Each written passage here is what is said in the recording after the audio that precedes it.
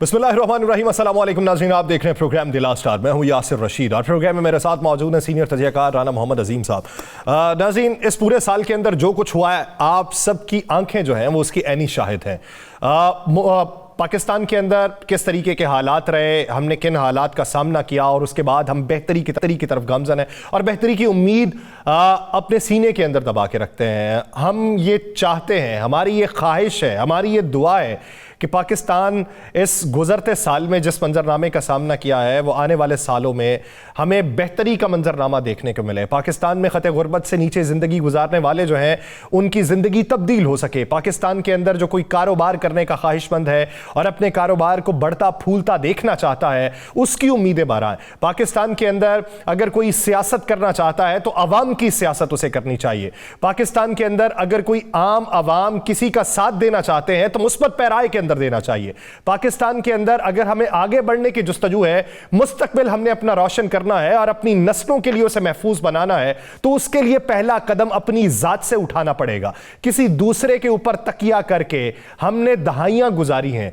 अगर हम खुद बेहतर का मंजरनामा रोशन करना चाहते हो और हमारी असल उसी के ऊपर हो और बहसियत कौम हम रेवड़ हुजूम के अंदर बटे हुए ना हो और एक ही तबके के तौर पे हो, तो हम बेहतर समत में गामजन हो सकते हैं। तो उसका अहद अपनी जात से करना होगा। तो आज का दिन जो है इसके ऊपर भी बात की जाएगी। माहिर इल्म नुजूम हमारे साथ मौजूद होंगे, लेकिन उससे पहले हम पाकिस्तान के सियासी मंजरनामे पे बात करेंगे कि इस वक्त सियासी मंजरनामा क्या है। कल रात से लेकर अब तक जिस तरीके से पाकिस्तान तहरीक इंसाफ ये क्लेम करती रही कि हमारे कागजात नामजदगी जो है उन्हें बेबुनियादों के ऊपर मुस्तरद किया गया है, तो अब सुबह के दिन उन्होंने अदालतों से रुजू करना है, अपीलेट ट्रिब्यूनल में जाना है, 3 जनवरी तक अपनी दरखास्तों को फाइल करना है, 10 जनवरी तक उसके ऊपर फैसले होने हैं। तो अब देखते ही हैं कि अभी तक की खबरें क्या हैं और ये जो उतार चढ़ाव पाकिस्तानी सियासत में देखने को आ रहा है, ये जो गठजोड़ बन रहा है, किस हद तक कामयाब होगा। राना साहब की तरफ बढ़ते हैं। राना साहब, गुजरता साल के ऊपर एक नजर तो हम दौड़ाएंगे कि साल में क्या कुछ हुआ, लेकिन कल रात से अब तक क्या हुआ है, कितनी मेल मुलाकातें हुई हैं और उसमें प्लानिंग क्या हुई? बिस्मिल्लाहिर्रहमानिर्रहीम, अस्सलातु वस्सलामु अलैका या सय्यदी या रसूल अल्लाह, अस्सलातु वस्सलामु अलैका या सय्यदी या हबीब अल्लाह। चूंकि आज साल का आखिरी दिन है और सबसे पहले तो आप और मैं मिलकर ये दुआ भी करते हैं और के पूरे हमारे देखने वाले सब ये भी दुआ करें कि अल्लाह करे नया साल इस पाकिस्तान में खुशहाली की नवीद लेकर आए। आमीन। नया साल इस पाकिस्तान में सियासी इस्तेहकाम, माशी इस्तेहकाम और पाकिस्तान के अवाम के लिए एक अच्छी खुशखबरी के लिए साल हो। नया साल फ़लस्तीन के मुसलमानों के लिए निजात का साल हो, कश्मीर के मुसलमानों के लिए आज़ादी का साल हो और दुनिया भर में जहाँ जहाँ मुसलमान मौजूद हैं उनको उनका हक मिले। क्योंकि यासर आज 2023 का आखिरी शो है हमारा और इस साल में हमने अपने शोज में बड़े उतार चढ़ाव भी देखे हैं। जो नहीं देख सके हमने वो भी देखा है, जो नहीं हो सकता था, कभी तसव्वुर में नहीं था, हमने वो भी होता देखा है।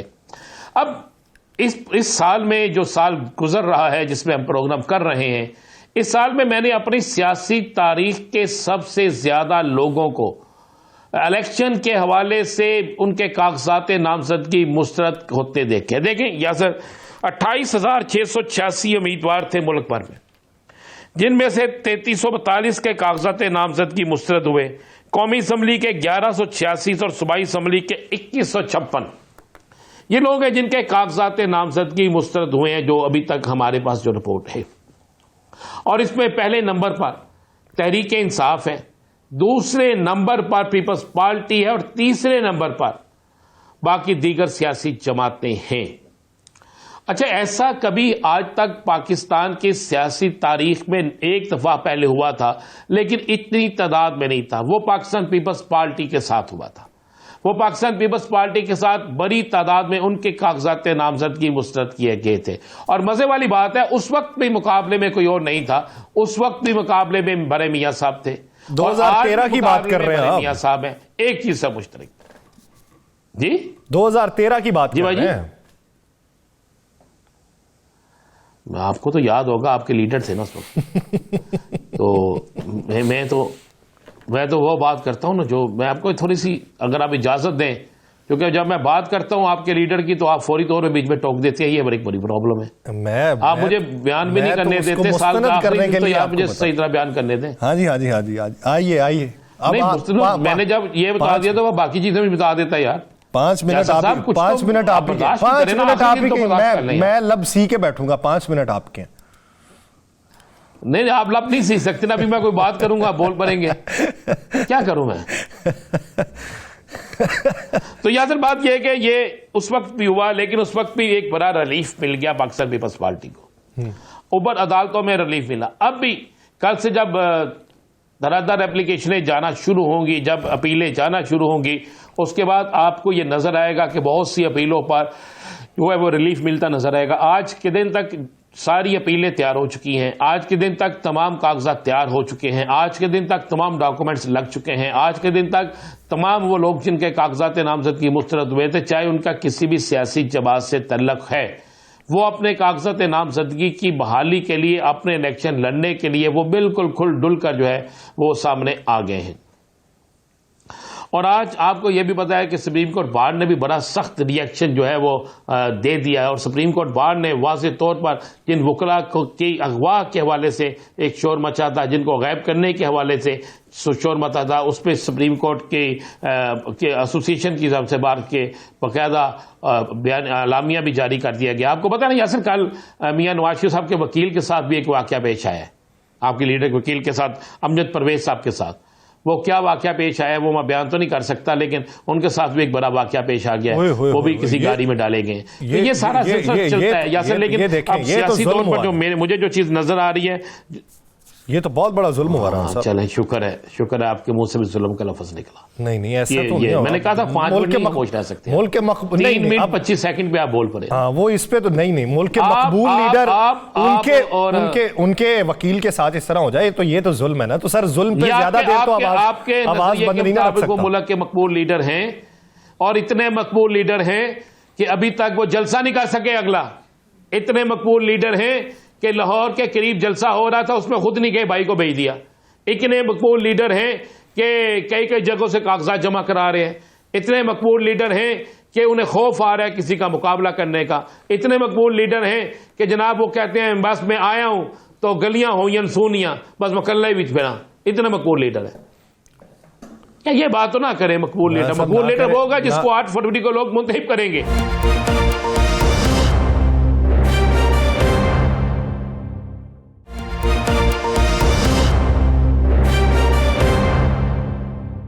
मरियम नवाज साहिबा कहती हैं अवाम के दिलों में उनकी मोहब्बत देख के आंखें नम हो जाती हैं। नहीं दुरुस्त कहती हैं जी, वो जो कहती हैं वो 101% दुरुस्त है। आंखें नम हो जाती हैं, और इतनी नम हो जाती हैं कि जिसकी इंतहाई कोई नहीं है। और इतनी आंखें नम हो गई हैं कि उनकी वजह से इस वक्त तो पूरे पाकिस्तान की आंखें नम है, गुर्बत से, बेरोजगारी से, और इंसानों के भूखे मरने से, लोगों की फैक्ट्रियां बंद होने से, इतनी आंखें, उसकी वजह से लोगों की आंखें नम है ना। और आप वैसे मरियम साहबा ने जो कह दिया आप फर्ज कर लेंगे वही पाकिस्तान का सब कुछ है, यही होगा ना, यही कहेंगे ना आप? मैं क्यों कहूंगा, मैं तो भैया बात बड़ी सिंपल सी है। कल नहीं आप जनाब, मैंने आपके बयान, आपने बयान मेरे सामने रखा, मैंने जनाब उस बयान को मैंने सरे हम तस्लीम कर लिया। मैं तो कभी आपकी बात को इनकार कर ही नहीं सकता, तस्लीम कर लिया। लेकिन हमें हकायक से हम क्यों आंखें मोड़ते हैं, हम हकायक से क्यों दूर भागते हैं? भाई जो पॉपुलर है उसे अवाम में आना होगा, जो पॉपुलर है उसे अवाम में आके बात करनी होगी, जो पॉपुलर है उसे अवाम में निकलना होगा, उसे अपना मंशूर देना होगा, उसे इलेक्शन के प्रोसेस जो है उसमें आना होगा, उसे इलेक्शन के इम्तिहान से गुजरना होगा, उससे दूसरी सियासी जमातों के मुकाबले में खड़ा होना होगा, ताकि पता चल सके कि वो कितना पॉपुलर है। ये पॉपुलर कोई नहीं होता कि अकेले ही एक चौक में खड़ा हो, अकेली ग्राउंड में खड़ा हो, उसके मध्य काबल जो है उनको किसी और तरफ भगा दिया जाए, और अकेला खड़ा होके खुद ही 11 करे, खुद ही 12 करे, खुद ही 13 करे, खुद ही 14 करे, खुद ही 15 करे, खुद ही 16 करे। ये क्या पॉपुलर हुआ? पॉपुलर लीडर वो होता है जो चैलेंज करे, आओ मेरे मुकाबले में किसने आना है, आओ मेरे सामने आके इलेक्शन लड़ो। वो पॉपुलर लीडर नहीं होता जो कहता है कि मेरे मुकाबले में आप किसी उम्मीदवार को ना आने दे।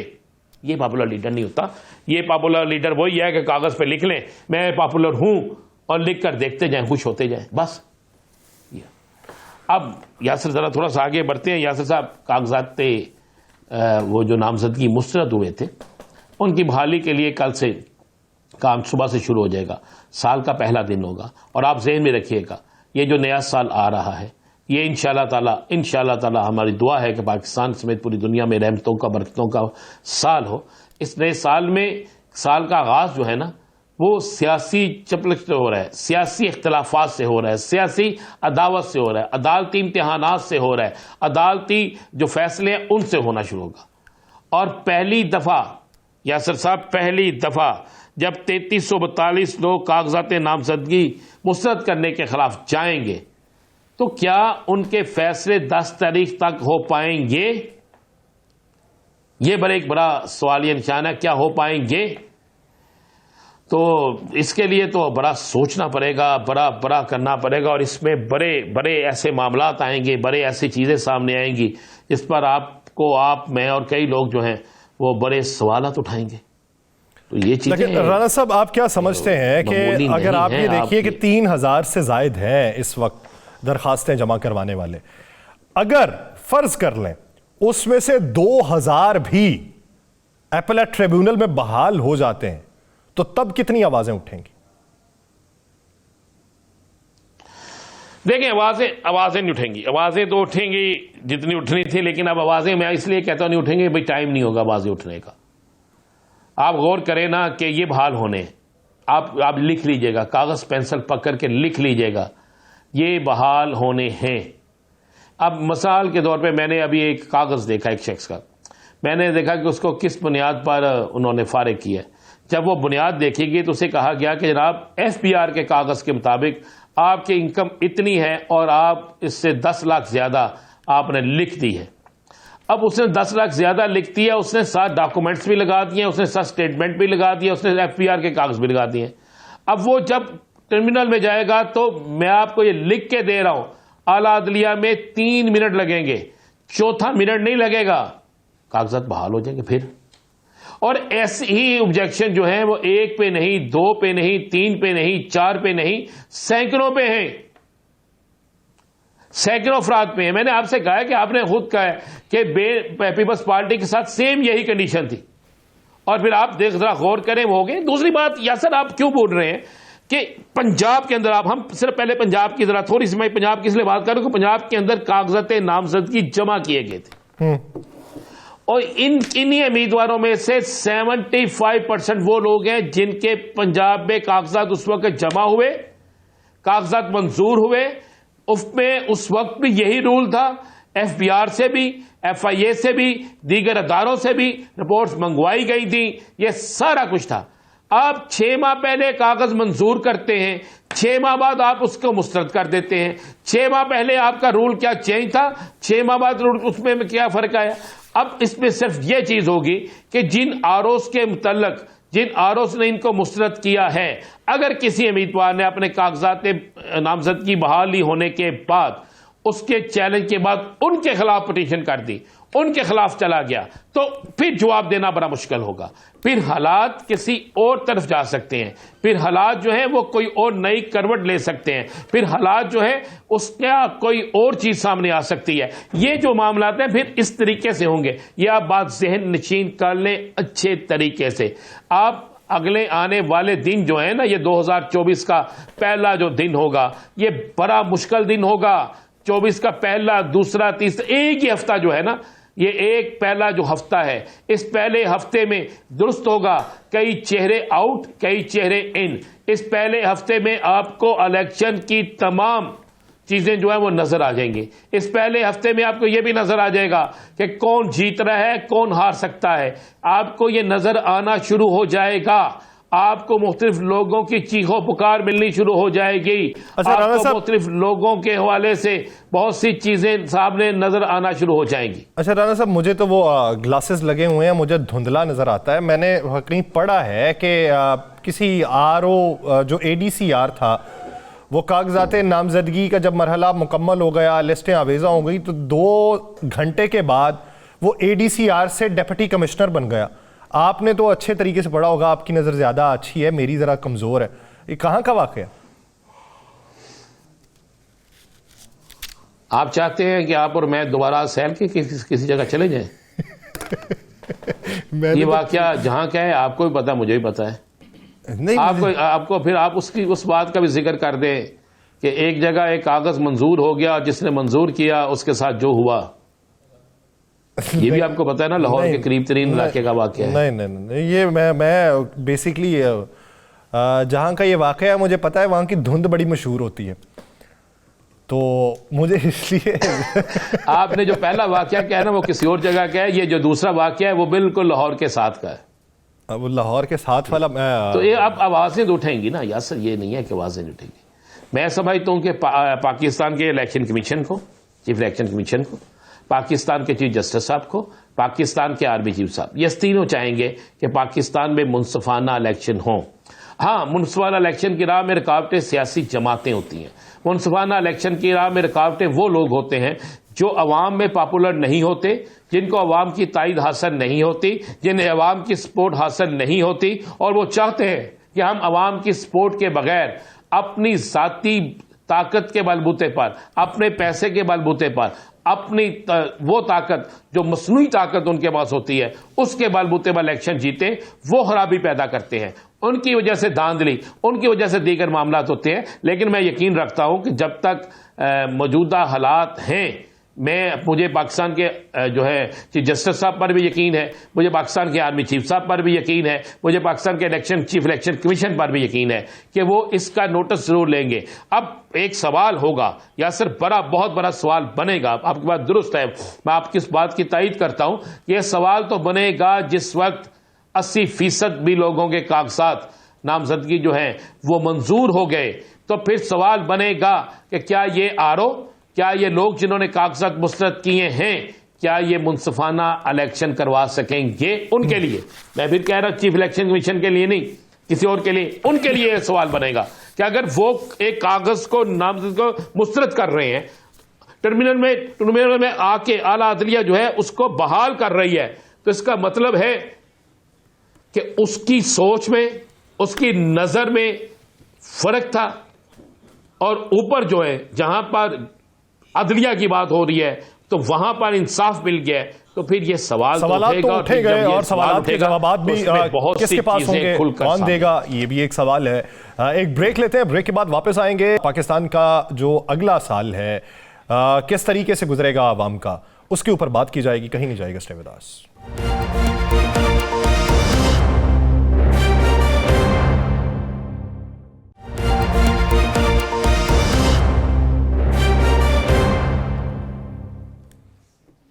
ब्रेक के बाद खुश आमदीद नाज़रीन। हम ब्रेक से पहले जिस तरीके से पाकिस्तान के सियासी मंजरनामे में बात कर चुके हैं, उस हवाले से खबरें भी दे चुके हैं, और आने वाले दिनों में क्या होगा उस हवाले से भी पेशीन गोई हो चुकी। लेकिन सितारे क्या बताते हैं पाकिस्तान के हालात, शख्सियात के हवाले से सितारे क्या बताते हैं।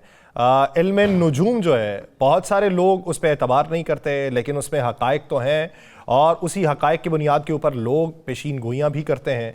उनमें से बेशतर पेशीन गोइयाँ सच भी साबित हो जाती हैं, और अगर नहीं होती तो वो उन्हीं के मुताबिक किन वजूहात की बुनियाद पे नहीं होती।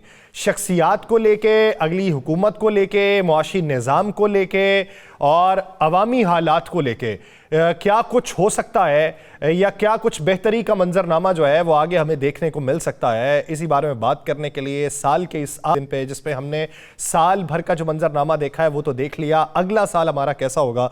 माहिरीन उलूम नजूम हमारे साथ मौजूद हैं। कनान चौधरी साहब हैं, मोहम्मद उसामा अली साहब हैं, अजहर सलीम साहब हैं। आप तीनों हज़रात के बेहद मशकूर हूँ। राना अजीम साहब भी साथ मौजूद हैं। कनान चौधरी साहब, सबसे पहले आपकी तरफ आता हूँ। आप क्या समझते हैं कि पिछले साल ये जो साल गुजर गया, इस साल हमने जो मंजरनामा देखा है पाकिस्तान के सियासी हालात को देख के, अदम इस्तेहकाम हमें देखने में आया, क्या जो अगला साल है उसमें सियासी इस्तेहकाम दिखाई देता है? और अगर सियासी इस्तेहकाम है तो किसकी बेहतरी के लिए होगा? बिस्मिल्लाहिर्रहमानिर्रहीम। देखें, 2023 की अगर हम बात करें, जो अभी गुजर चुका है, जिसका आदद जमा करने से 2 + 0 + 3 तो अदद 7 बन के आ रहा था और मैंने अगस्त 2023 से पहले एक पेशगोई की थी जो ऑन रिकॉर्ड है, जिसमें मैंने कहा था कि अगस्त 2023 से लेके अगस्त 2024 के दरमियान पाकिस्तान का चेंजेस का टाइम है। और मैंने कहा था कि ये वो चेंजेस होंगी जो अवाम की फेवर के लिए, उनके हक के लिए तब्दीली होगी जो पाकिस्तान में हमें चाहिए। अवाम अपने हक के लिए फाइट करेंगे और एजिटेशंस भी होंगे और इसमें हम देखेंगे। और मैंने कहा था कि इससे पहले बहुत सख्त दौर आएगा, इस चेंजेस से पहले। अभी वो चेंजेस का टाइम चल रहा है। क्यों मैंने कहा था, इसके पीछे लॉजिक है। पाकिस्तान की डेट ऑफ बर्थ को जब हम जमा करते हैं 14 जमा 8 जमा 1947, तो इसका अदद 7 बन के आता है। और पाकिस्तान 2023 से लेके 2024 के अगस्त के दरमियान अपने 77th ईयर में है, which is adding up to number 14, जो कि 14 का अदद है पाकिस्तान के बर्थडे का अदद। और इसमें 77 का अदद आ रहा है, 7 का अदद 2 बार, जो कि पाकिस्तान का डेस्टिनी का यानी फेट का नंबर है, जो पाकिस्तान की अवाम को रूल करता है। तो ये पाकिस्तान की चेंजेस का टाइम है। अभी मैं आपको बताता चलूं, 2024 का आगाज होगा तो 8 का अदद पाकिस्तान को रूल करेगा। 8 का अदद जो है ये डिलेज का अदद है, साजिशों का अदद है, और वहीं पे इंसाफ का अदद है और अवाम का अदद है। तो इस टाइम पीरियड में अवाम अपने हकूक के लिए खड़ी होगी। और इस्तेकाम तो अभी नहीं आएगा, बट जो कहते हैं ना कि वो उजाले से पहले आखिरी अंधेरा होता है, या वर्ष, जो आखिरी वर्ष हम कह सकते हैं अवाम के लिए, वो अभी जनवरी और फरवरी में देखने को मिलेगा। उसके बाद अवाम अपने हक के लिए फाइट बैक करेगी। और ये जो रेवोल्यूशनरी टाइम है पाकिस्तान की अवाम के राइट्स के हवाले से, ये अगस्त 2024 तक चलेगा। और ये टाइम डिसाइड करेगा कि पाकिस्तानी कौम वाकई ही अपने राइट्स लेगी। बट उससे पहले बहुत सारी मुश्किलात हमने as a nation, as a country face करनी है, जिसमें महंगाई भी है और बहुत सारी चीजें। वो जैसे जैसे आप क्वेश्चन करते जाएंगे मैं आपको डिटेल्स के साथ आंसर देता जाऊंगा। अच्छा, उसामा अली साहब, आप क्या समझते हैं कि मौजूदा मंजरनामे में जिस तरीके से साल 2023 गुजरा, तो 2024 जो है वो अवाम के लिए बेहतरी क्या लेके आएगा सियासी मंजरनामे पे? बिस्मिल्लाहिर्रहमानिर्रहीम अल्लाहुम्मा सल्ली अला मुहम्मद व अला आले मुहम्मद। यासिर साहब, इसमें जो नेक्स्ट पहला क्वार्टर जो है ना, वो एक बहुत बड़ी टर्मोइल, अनरेस्ट और इस तरीके की जो है ना इंस्टेबिलिटी दिखा रहा है, जो कि जनवरी की 20-25 से पहले हो सकता है आप हम उसकी जैसे कहते हैं ना मुंह बनता देख लें। लेकिन सेम टाइम पे मेरी रीडिंग के मुताबिक 2024 नवाज शरीफ साहब के लिए भी बहुत अच्छा साबित हो सकता है। और लगता ऐसे है कि वो जो वादे या इस दफ़ा जो उनकी टोन है वो शायद जो पहले 3 दफ़ा नहीं कर पाए, अगर इलेक्शन हुआ और उनको मौका मिल गया तो इस दफ़ा वो हिसाब किताब लेते नज़र आते हैं। अच्छा, आप कहते हैं अगर इलेक्शन हुआ तो आप क्या देखते हैं कि वज़ीर आज़म कह रहे हैं आपके बकौल, आपके इस्तारों के हिसाब से, आपके हिसाब से नवाज शरीफ है, तो बिलावल और मौलाना फजल रहमान को कहाँ देख रहे हैं? देखें, बिलावल साहब की तो पिछले साल से अगर पीपल्स पार्टी की बात करें ना तो वो थोड़ी सी बेहतर परफॉर्मेंस देगी नंबर्स के हिसाब से। फजल रहमान साहब का तो कोई एज सच इसमें नहीं है, इस दफ़ा जैसे थे उसमें कोई खातिर खा तब्दीली नज़र नहीं आती। और नवाज शरीफ साहब का भी एक चांस है कुछ ऐसा मेंटली, क्योंकि वो बड़े अपसेट नज़र आते हैं और पॉसिबल है कोई ऐसी मिस्टेक्स कर जाएं और आखिरी वक्त पे मतलब ये पॉसिबिलिटी है कि कोई रोना धोना वो भी शुरू कर दें और ऐसा लगता है कि वो भी मतलब शोर मचाते नज़र आएँ। और पॉसिबिलिटी है कि वो भी कहें कि मतलब मुझे ये सब यूं जैसे मेरी मर्ज़ी के मुताबिक नहीं हो रहा, इस तरह का कोई शोर शराबा। अच्छा, अजहर साहब, आप क्या समझते हैं, जब जहाँ पे हम सियासतदानों की बात कर रहे हैं, अगर आम आवाम की बात की जाए, आम आवाम के लिए साल 2024 कैसा हो सकता है मजमूई मंजरनामे में? इस वक्त हम जिस फेज में से गुजर रहे हैं, फेज ऐसा नहीं है कि मैं ये कह सकूंगा कि अवाम के लिए कोई बेहतरी आएगी। एस्ट्रोलॉजिकली अगर मैं देखूं तो जो प्लानिटरी एस्पेक्ट्स बने हुए हैं वहां पे कहीं ऐसी इंडिकेशन नहीं है कि फिलहाल ऐसा कोई भी चांस बने जिसमें अवाम के लिए कोई बेहतरी आती नजर आए, या पाकिस्तान में किसी किस्म की कोई स्टेबिलिटी आती हुई नजर आए। और स्टेबिलिटी जब हम बात कर रहे हैं तो I am talking about both economic and political front, both. ठीक है, ये आजकल दोबारा क्या कोई वबाई मर्ज दोबारा से कोरोना की तरह दोबारा फैल रहा है? कोई नजर आ रहा है ऐसा? बिल्कुल बिल्कुल, अगर आपको याद हो तो जब ये स्टार्ट हुआ था कोविड, तो मैंने उसके भी कहा था कि ये जो अभी जो वबाई अमराज और इस तरह के जो वायरल इन्फेक्शन की जो चीज जो फैल रही है, ये अभी आगे वाले टाइम में डिफरेंट शेप्स लेता रहेगा और ये कंटिन्यूसली तकरीबन आप ये समझ लें कि अभी डिफरेंट शेप्स लेता है। ये अगर इस पूरे फेज की बात करूं तो ये तकरीबन अभी 20 साल और पड़े हुए इस फेज के, जहां पे ये सोलर फ्लेयर का इम्पैक्ट आ रहा है, सोलर फ्लेयर की वजह से वेदर चेंज आ रहा है और उसी वजह से ये सारे जो इस तरह के वबाई अमराज है ये आपको आगे आने वाले सालों में और भी नजर आएंगे। ये सिर्फ कोविड नहीं, और भी बहुत चीजें नजर आएंगी आपको। अच्छा कनान साहब, सितारों को देखना, सितारों को समझना, उसके लिए तो गर्दो गुबार का छटना बेहद ज़रूरी होता है, लेकिन हमारे सरों के ऊपर तो स्मॉग मुसल्लत है। क्या समझते हैं कि अगला साल जो है वो मौसमियाती तब्दीलियों को लेके किस तरीके से होगा और उसके इशारे क्या बताते हैं? जिस तरीके से हमने माजी करीब के अंदर सैलाब का भी सामना किया, मुख्तलिफ बारिशों का होना ना होना उसका भी सामना किया है, तो अगले साल में मंजरनामा क्या होगा? देखिए, अगर हम 2024 के अदाद-ओ-शुमार को देखते हैं तो 2024 को जब हम ऐड करते हैं तो 2 जमा 0 जमा 2 जमा 4 को जमा करने से 8 का अदद आता है। बट इंटरेस्टिंग फैक्टर है इसके 2 का अदद इसमें 2 बार आ रहा है, जो कि मून का अदद है। मून एक वाटर साइन है और जब इस साल के अदद को ऐड करते हैं तो 8 का अदद आता है। 8 को अगर आप गौर से देखें तो 2 जीरो होते हैं, एक नीचे की तरफ एक ऊपर की तरफ। एक्सट्रीम रहता है इसमें वेदर की। अगर मैं बात करूं 8 के अदद के साल में, तो सर्दी में भी हम देखेंगे कि सर्दी भी एक्सट्रीम लेवल पे पड़ती है, हमें नजर आएगी। वहीं पे अगर हम गर्मियों में जाएं तो गर्मी भी एक्सट्रीम लेवल पे हमें पड़ती नजर आ सकती है, क्योंकि एक्सट्रीम वेदर पॉसिबल होता हुआ नजर आ रहा है। जहां पे 8 के अदद की मैं बात कर रहा हूँ, मून का अदद 2 बार आ रहा है, तो वाटर साइन है, तो डेफिनेटली अल्लाह ना करे पानी से रिलेटेड नुकसान का भी अंदेशा इसमें रहता है। अल्लाह ना करे नेचुरल डिजास्टर का भी रहता है, क्योंकि 8 का अदद जो है कुदरती आफात से भी रिलेट किया जाता है। अच्छा, इसमें मजीद अगर मैं ऐड करता चलूं 8 के अदद को, मौसम के हवाले से ही मैं देखूं तो अप्स एंड डाउन मौसमी तब्दीली में रहेंगी। हो सकता है हमें कोई रैकेट ब्रेक होता हुआ भी नजर आए एक्सट्रीमिज्म के हवाले से, मौसम के कोई एक्सट्रीम सर्दी या एक्सट्रीम गर्मी कुछ इलाकों में हमें देखने को मिल जाए, तो डेफिनेटली यहाँ पे हमें मौसमियाती तब्दीलियां नजर आएंगी। जहाँ पे आपने वबा की बात की, तो इस तरह की चीजें भी डेफिनेटली मौजूद रहेंगी 8 के साल के अदद में। और इस दफा ये मेंटल हेल्थ के साथ साथ जो स्टमक हेल्थ है उससे रिलेटेड अल्लाह ना करे कोई वबाई अमराज हो सकते हैं। 8 के अदद को अगर मैं मद्देनजर रखता हूं तो यहाँ पे अंदेशा मौजूद है।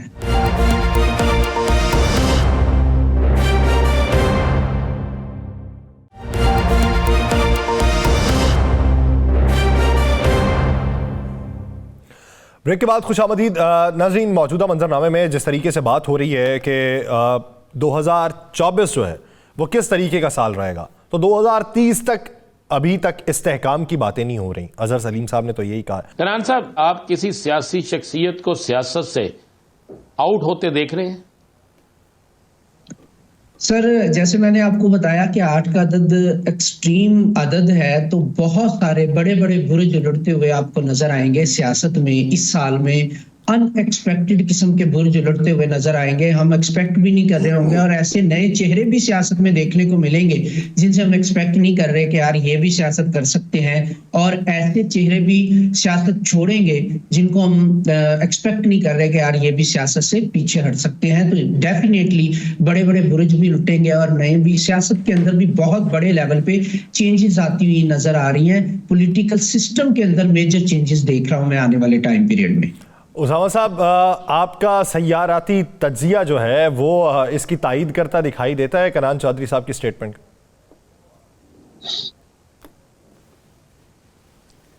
यासिर साहब, इसमें हाँ किसी हद तक ये दुरुस्त फरमा रहे हैं, लेकिन इसमें मुझे ये लगता है कि 2028 जो है वो जो उसका फर्स्ट क्वार्टर है उसमें कुछ ऐसा कुछ हमने बहसियत कौम देखना है जिसमें हमें अप्रैल 2024 में हमें अकल आई लगेगी कि हमें जैसे हम सियाने हो रहे हैं, और हमारी जो ओवरऑल एक इमेज है वो कुछ उसमें जैसे कहते हैं ना, हमें फ़ील आएगी कि अब हमें जैसे समझ आ गई है बहसियत नेशन, और इसमें पॉसिबिलिटी है कि जो 70 सालों की कोई एक जो एक रिट है, कहानी है, वो भी बदलती हुई लगती है और बस उसको इसी अंदाज से बयान किया जा सकता है, आपको पता है, इससे ज़्यादा नहीं।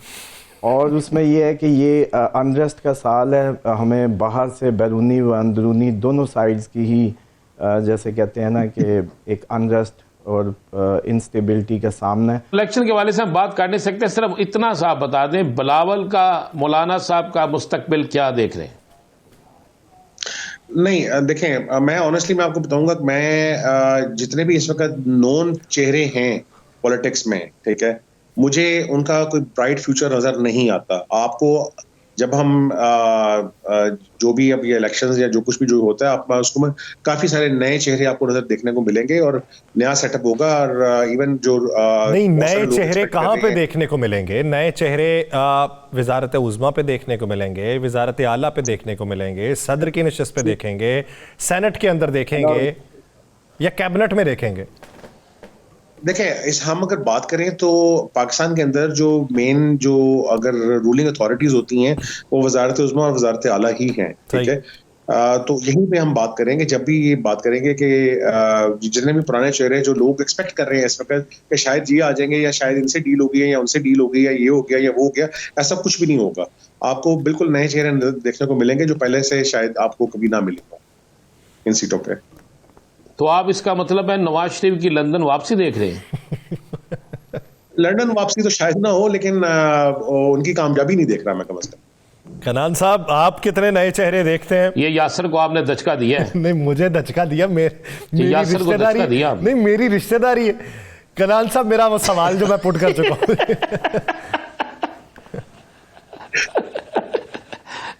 कनान साहब, आवाज आ रही है आपको? सर सवाल, जी आवाज आ रही है सर। सवाल पूरे पाकिस्तान के ज़हन में एक ही है, जवाब मैं उसका दे देता हूं क्योंकि सवाल पे जैसे कहा गया कि अभी बात नहीं कर सकते, तो जवाब ये है सर कि मैंने ना दिसंबर जब डेट अनाउंस हुई थी ना सर, तो मैंने एक प्रेडिक्शन दी थी जिसमें मैंने कहा था कि number 8 is a number of delays and साजिशों का नंबर है ये। जो हमारा टारगेट है ना वो 8 का नंबर है, तो उसको अगर हम देखते हैं तो मैंने कहा था बहुत सारी साजिशें, लीगल इश्यूज भी आते हैं नजर मुझे, और मैंने ये कहा था बहुत सारी साजिशें हमें बेनकाब होती भी नजर आएंगी। और नंबर 8 वहीं पे जस्टिस का नंबर भी है, तो मैंने कहा था जस्टिस जो है वो भी डिस्कशन में रहेगा गुड एंड बैड रीजंस की वजह से। अब जिस दिन डेट अनाउंस हुई थी उस दिन से लेके आज तक देख लें, जस्टिस भी डिस्कशन में है गुड एंड बैड रीजन की वजह से, और इतना कभी नहीं रहा। साजिशें जितनी अब खुल के डिस्कस हो रही हैं, सामने आ रही हैं, इतनी आज तक कभी नहीं रही।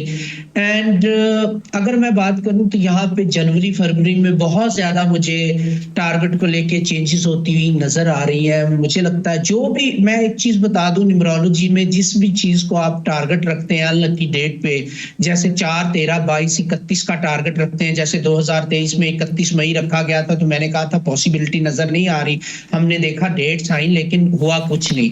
अभी भी 8, 17, 26 की डेट को न्यूमरोलॉजिकली देखूं तो मैंने यही कहा था कि पॉसिबल होता मुझे नजर नहीं आ रहा। तो डिलेज रहेंगे यहाँ पे और बहुत सारी प्रॉब्लम्स रहेंगी सर। तो बहुत सारी चीजों से अभी हमने गुजरना है। और द गुड थिंग इज, जो आपने पूछा था अच्छी चीज क्या है, द गुड थिंग इज कि एंड इंशाल्लाह अच्छा होगा इस साल का। एंड गुड और ऑल गुड कहते हैं ना, तो उसमें इंशाल्लाह नेशन अपने राइट्स के लिए ना सिर्फ निकलेगी बल्कि दिस टाइम मेक श्योर करेगी कि इंशाल्लाह वो अपने राइट्स लेंगे। टाइम लगेगा but they will make sure इंशाल्लाह, वी विल मेक श्योर इंशाल्लाह। तो आप क्या देख रहे हैं जी उसामा साहब? वो तो आपने जो आप देख रहे हैं कि पुराने चेहरे आउट हो रहे हैं सारे समेत नवाज शरीफ। देखिए, नवाज शरीफ साहब का चांसेस सबसे ज़्यादा हैं अगर इलेक्शन हुआ तो, और साथ ही ये काकड़ साहब या इनकी जो मशीनरी, जो इनके चेहरे हैं, ये इनके भी लकी साल हैं, ख़ुसूसन आपके वज़ीर ख़ारजा और वज़ीर आज़म जो इस वक्त के मौजूदा हैं। और पॉसिबिलिटी ये भी है कि ये जो नए नए चेहरों की बातों में कंफ्यूज हो रहे हैं ना, वो यही हो कि यही कैरी ऑन करें और कोई ऐसी सिचुएशन पाकिस्तान को फेस करनी पड़े जिसमें हमें इधर उधर की बातें भूल जाएं और हम मतलब किसी और सूरत हाल को फेस कर रहे हों। तो इसलिए अगर इलेक्शन होता है तो नवाज शरीफ साहब की उसके जो प्लानिटरी जो पोजीशन है वो ज़्यादा मजबूत है, और अगर अप्रैल के बाद कहीं जाके होता तो फिर की सिचुएशन जो है वो उनकी ज़्यादा बेहतर। अच्छा उसामा साहब, एक आखिरी सवाल, 2024 में साहब के लिए खुशखबरी है या बदखबरी? 2024 में खते गुर्बत से नीचे ज़िंदगी गुजारने वाले किस हद तक ऊपर उभर पाएंगे? महंगाई में कमी वाक़ई होगी, ऐसी ही रहेगी, या उसमें इजाफा होगा? नहीं, महंगाई में तो कमी वाकई नहीं होगी, बल्कि इसमें थोड़ा सा मैं आपकी नाज़रीन को गाइड कर दूं कि जो तो इंपोर्ट से रिलेटेड मैन्युफैक्चरर्स हैं वो अपने किबले दुरुस्त कर लें। पॉसिबिलिटी है कि सप्लाईज़ के इशू आ जाएं और वो लोकल रॉ मटेरियल से ही अपनी प्रोडक्शन शुरू करें, इसी पे शिफ्ट करें। और इसी तरीके से जो प्रॉपर्टी में आपके लोग इन्वेस्ट करके बैठे हुए हैं वो भी ज़रा हाथ खींच लें तो बेहतर है, क्योंकि इनकी जितनी भी वेल्थ है वो तकरीबन 50% मज़ीद डिक्लाइन होगा 2024 में। जिन्होंने भी ये प्लाट और प्रॉपर्टियाँ और इस तरह के मतलब उसमें वो किया हुआ है, उसके बाद जो अवामी जो उसकी महंगाई की है उसकी बात है, उसमें कोई कमी नहीं होनी। बस अच्छी बात यह है कि अब हम अपनी उस पीक को या नुक्ता अरूज को टच करेंगे, जिसके बाद वो जैसे कहते हैं ना मछली पत्थर चाट के वापस होती है, ये वो सिचुएशन है। फुल एक डॉन से पहले जो अंधेरा होता है, तो इसलिए अब हम कोशिश कर भी लें आपको 2024 में कोई खुशखबरियाँ ढूंढ के देने की, तो वो बहुत मुश्किल है। हाँ, बस एक रिक्वेस्ट है आपके मतलब उससे सारी कौम से कि आगे आने वाले टाइम में एक जो भी एहतजाज या प्रोटेस्ट है उसकी एक रविश जो है वो पुरअमन को उजागर करें, और जब भी कोई प्रोटेस्ट करें या कुछ भी हो तो हाथ बांध के और मुंह पे टेप लगा के इसका आगाज़ करें, ताकि मुल्क में जो आगे हम जिस तरह का माहौल देख रहे हैं उसमें से ज़्यादा लोग, घर, फैमिलीज़ जाने महफूज रह सकें, और हम दुनिया को एक मैसेज दे सकें कि पुरअमन तरीके से भी इस तरह की मतलब जो है ना अपने जज्बात का इजहार किया जा सकता है। क्योंकि अगले साल ये इंस्ट्रक्शन बड़ी ज़रूरी है जो मैं ये हाथ बांध के और मुंह पे टेप लगा के दे रहा हूँ, क्योंकि आपके कई ऐसे लगते हैं। उसामा साहब, जाते जाते प्रोग्राम का वक्त ख़त्म हो रहा है, आप तो जाते जाते हमारी दुकानदारी बंद करने की बातें कर रहे हैं।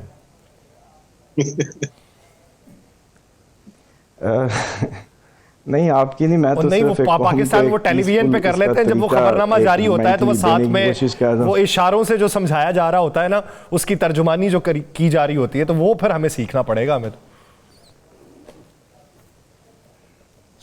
हाँ जी, बस फिर अब मैं क्या करूं, मतलब शायद राना साहब इसको पिक कर लें कि जो मैं मंजर खींच रहा हूं वो किस एंगल में है और किसके लिए है। तो चले, बहुत शुक्रिया कनान चौधरी साहब, अजहर सलीम साहब और उसामा अली साहब इस हवाले से अपना वक्त देने के लिए। नाज़रीन, प्रोग्राम का वक्त ख़त्म हुआ जाता है। उम्मीद करते हैं, दुआ करते हैं कि आपका साल अच्छा गुजरे, और जो साल गुजर चुका वो उसमें अगर कोई नदामत थी, उसमें कोई परेशानी थी, तो वो आपको अगले साल में देखने को ना मिले। इसी पैगाम के साथ मुझे और राना साहब को दीजिए इजाज़त। अपना बहुत सा ख्याल रखिएगा। मुलाकात होगी अगले हफ्ते अल्लाह के बाद।